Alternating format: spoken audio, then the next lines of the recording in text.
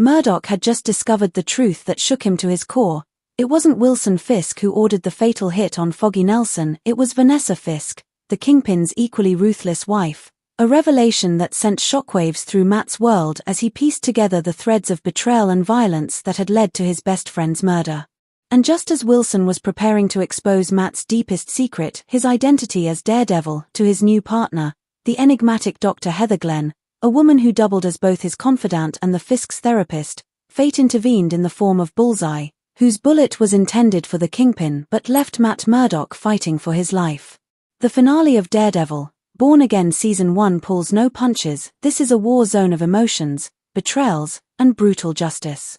The first to fall is Commissioner Gallo, whose plans to betray Fisk are rewarded in true Kingpin fashion as Fisk, in a moment of pure rage, crushes Gallo's skull with his bare hands in front of stunned enforcers, in one of the most viscerally violent scenes of the entire season.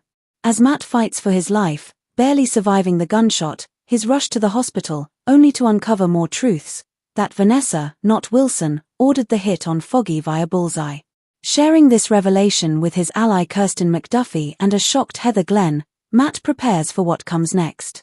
Fisk, ever the master manipulator, sends Buck Cashman to finish Matt off at the hospital, but the devil of Hell's Kitchen is always one step ahead. He escapes to a staff room, only to run into a ghost from his past, Frank Castle, the Punisher, now clean-shaven and battle-ready. Frank tells Matt he was called by an old friend to protect him, and just in time, because Fisk's anti-vigilante task force storms the hospital. What follows is a savage, unrelenting battle. Daredevil and Punisher side by side again, gritty, unstoppable, raw. But their alliance is as shaky as ever. Matt, always clinging to his moral compass, is at odds with Frank's ruthless execution-style justice. When they discover one of the AVTF agents was behind the murder of White Tiger, Hector Ayala, Matt hesitates between justice and vengeance, but Frank does what Frank always does, he pulls the trigger.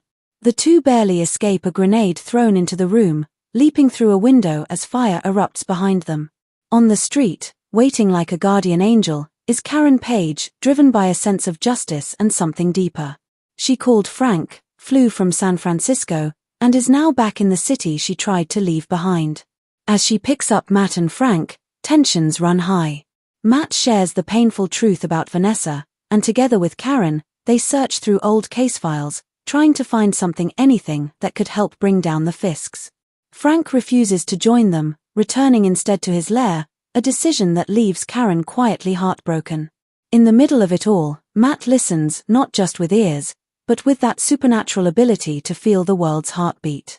He hears Karen's pulse quicken when she speaks to Frank, and when she asks if he heard hers when she saw him, the silence says everything. A love triangle brews amid the chaos. Meanwhile, Mayor Fisk puts his master plan into motion. He needs the city under lockdown to unleash his full control, and so, a citywide power outage, bridge closures, and tunnel lockdowns follow. It's martial law in everything but name. He uses the anti-vigilante task force not just to fight crime, but to root out dissent. His advisor, Sheila Rivera, records Commissioner Gallo's betrayal, and that recording seals Gallo's fate. The Kingpin kills him in front of his inner circle, a show of force, a brutal reminder of who runs the city.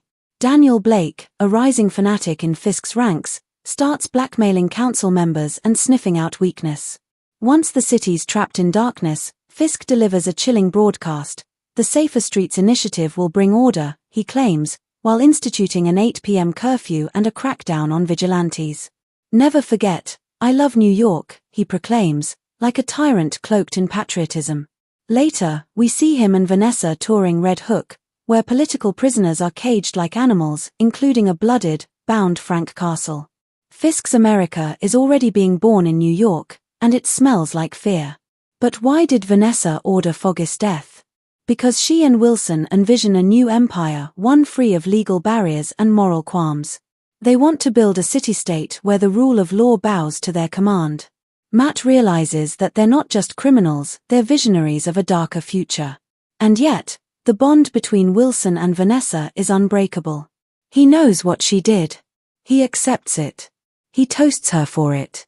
Love, in their world, is soaked in blood. In a quiet office, Dr. Heather Glenn, still under Fisk's sway, accepts the role of Commissioner of Mental Health, unaware or unwilling to see how